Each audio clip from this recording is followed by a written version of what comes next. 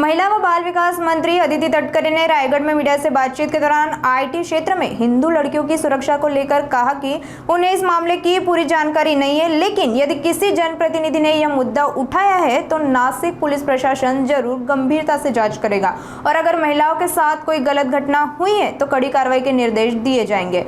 आगे अदिति तटकरे ने सेक्स बाबा अशोक खरात प्रकरण को लेकर भी अपनी तीखी प्रतिक्रिया व्यक्त की। नाही, या प्रकरणाची माझ्याकडे आणखीन सविस्तर माहिती नाही, पण जर काही लोकप्रतिनिधींनी हा मुद्दा घेतला असेल आणि मला खात्री आहे की नाशिकचं पोलीस प्रशासनसुद्धा याच्यावर या संदर्भामध्ये त्यांनी गांभीर्याने दखल घेतली असेल। आणखीन महिला व बालविकास विभागाची मंत्री म्हणून सुद्धा IT क्षेत्रातील काही या महिलांसोबत जर काही चुकीचा प्रकार घडला असेल तर तिथल्या स्थानिक पोलीस प्रशासनासोबत मी सुद्धा संपर्क करून त्यामध्ये आणखीन काही कडक कारवाई करता येतील या संदर्भामध्ये आमच्या वतीने त्यांना सूचना देण्यात येतील। नाही, खरं तर माझं आपल्या माध्यमातून सगळ्याच नागरिकांना आव्हान असेल की अशा पद्धतीच्या व्हिडिओजला कोणी प्रोत्साहन देऊ नये। आपल्याकडे जर ते त्या पद्धतीनं आले असतील तर त्याची रीतसर तक्रार त्यांनी पोलिसांमध्ये करावी आणि आपल्याकडून ते दुसऱ्या कोणाला फॉरवर्ड होणार नाहीत याची दक्षता एक नागरिक म्हणून आपण पहिलं घेणं आहे।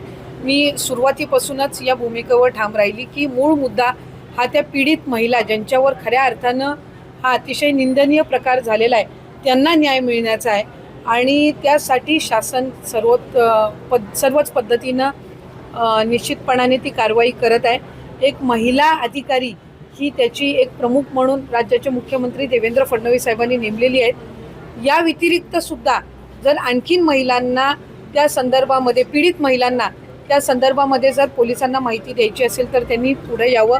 त्यांची आयडेंटिटी ही त्या ठिकाणी राखून ठेवण्याच्या दृष्टिकोनातून पोलीस प्रशासन सगळी खबरदारी ही घेईल।